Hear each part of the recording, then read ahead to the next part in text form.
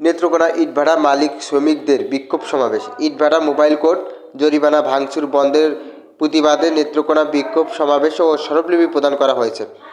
মঙ্গলবার সকাল 11টায় সদর উপজেলা নির্বাহী কর্মকর্তা অফিসারের সামনে ইটভাটা প্রস্তুতকারী মালিক সমিতির নেত্রকোনা সদর উপজেলা শাখা ও শ্রমিকরা এই বিক্ষোভ সমাবেশে স্মারকলিপি প্রদান অনুষ্ঠান আয়োজন করে।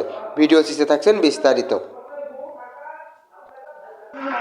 উপজেলা নির্বাহী কর্মকর্তার মাধ্যমে মাননীয় প্রধান উপদেষ্টা, মাননীয় পরিকল্পনা উপদেষ্টা করা।